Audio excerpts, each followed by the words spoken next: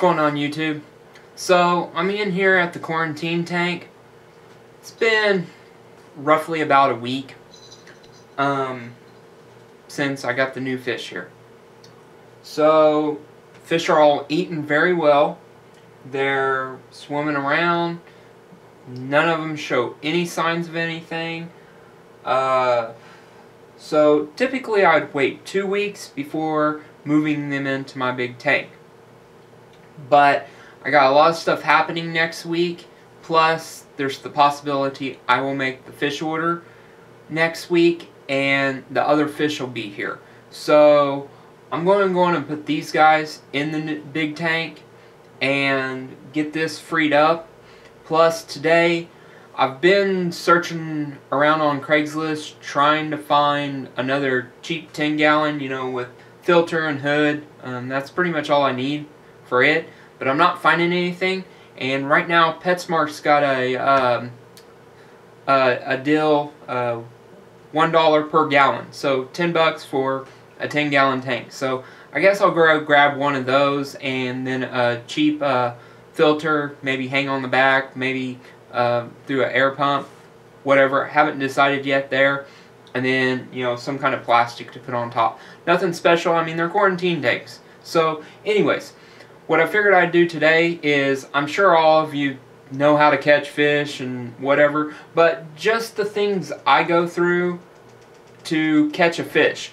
So one thing I've got here is it's just a plastic pitcher. So what this is for is so I can take a gallon baggie, put it down in here, put my fish in here as I catch them, then I'll take them into the big tank and float them for a little bit. Temperatures and the water should be the same as they're going in the 225, but it has had a week to set here with these fish in it. So one, I don't want to put this water in my other tank.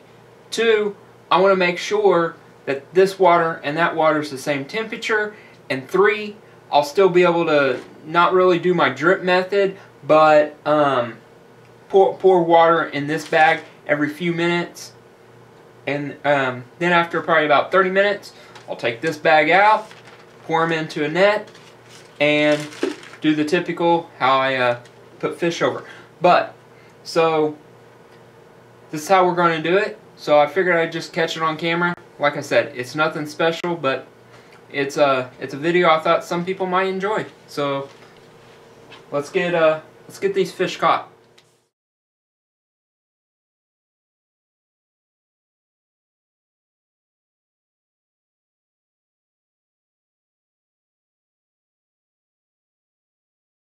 Okay, so here I am back to my big tank, and what I'm going to do is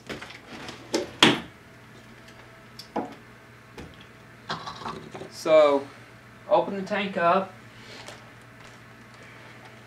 and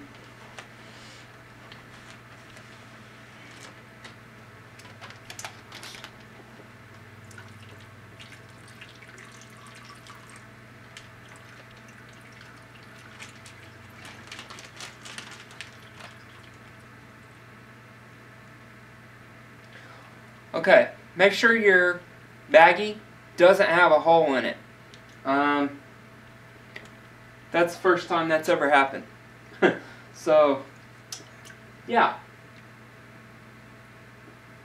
Wish I had somebody help me right now.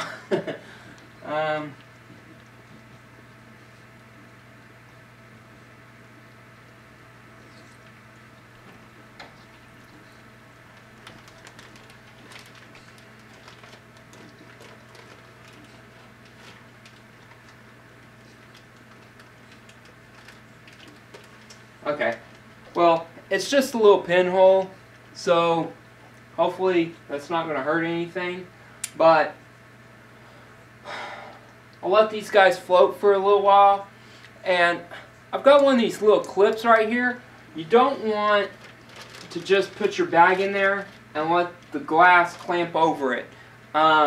Basically that stops oxygen exchange going into the bag. And since there's no moving water except for the fish, that basically cuts off all the air. There's no air in that bag. So what I typically do is I pull this up, I bring it over here to the side, and I just clamp the bag to the side of the glass. And now my bag can sit there and float. Here, let me grab the camera and show you guys a little closer what I did. So right there is kind of how I clamped it. Nothing real special, just keep the aquarium or the glass from cutting off the air supply. So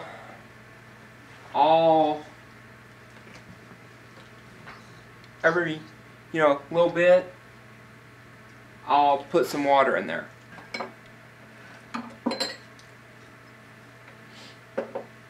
So I've basically got a little cup. I use this to melt my bloodworms and frozen foods, and all I'll do is I'll come in here,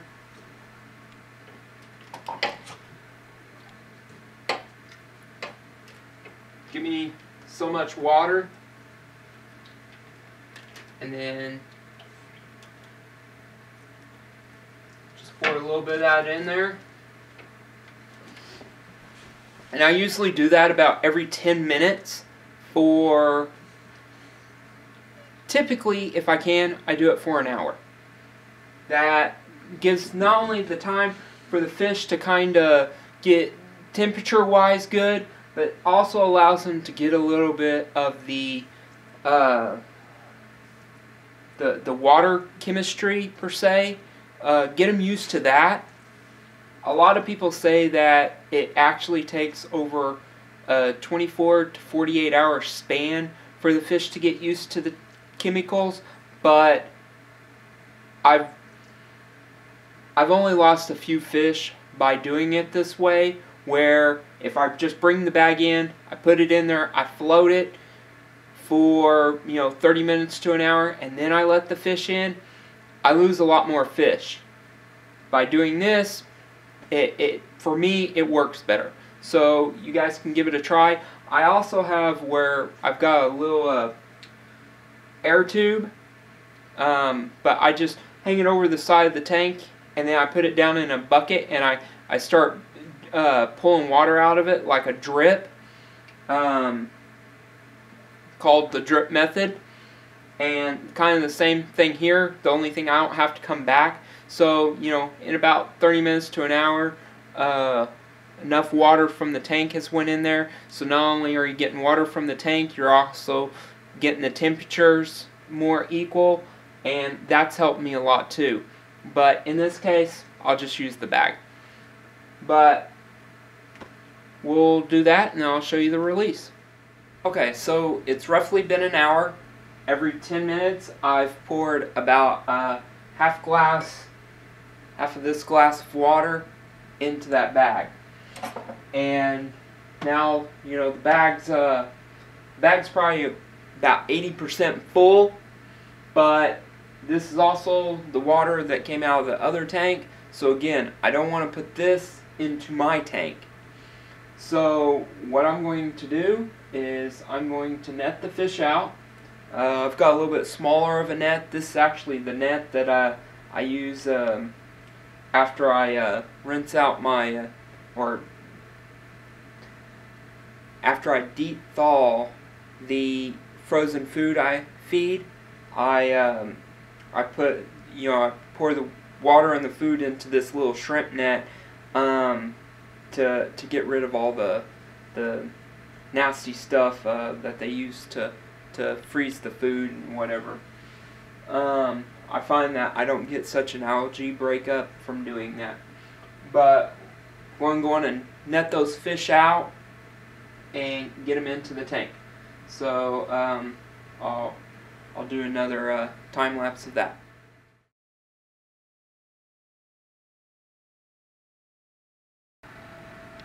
Okay, So everybody's in the tank. They're all kind of right here behind this penny wart. There's a couple right in there. One of the female German blue rams, but most everybody's just kind of right there. So yeah, that's basically how I take fish from the quarantine tank and bring them into my main tank. It is best to wait 2 weeks before moving fish into your main tank. And like I said, if I go on and order those other fish this week and they come in on Friday, with everything I've got going on, I didn't want to have to move these guys over. So that's why I went on and done it tonight. And if they hadn't been eating so good and looking so well in that other tank, I would have not done it. But I mean, these guys just look very healthy from some of the other fish, you know, I've got. So with that, and their, you know, not even their color was their color was bright the whole time. So that was another reason I felt, you know, really good about bringing them over so quick. But that's basically it in a nutshell. So we'll see how they do in here. Hopefully they like their new home. Like I said, that's 8 flagfish and 2 female German blue rams. So I got a big group of the flagfish. Last time I got flagfish, I only had, I think, maybe 4. They done really well picking at stuff around the tank, moss and whatever that might come up. But they slowly died off. Not really for sure what that was about. But I figured I'd give them another chance and get a little bit bigger group. Maybe I just didn't have a large enough group and they were stressing. The reason I got 2 more German cichlids is I've got a pair in here right now, a male and a female, but the male really doesn't pay attention to the female at all.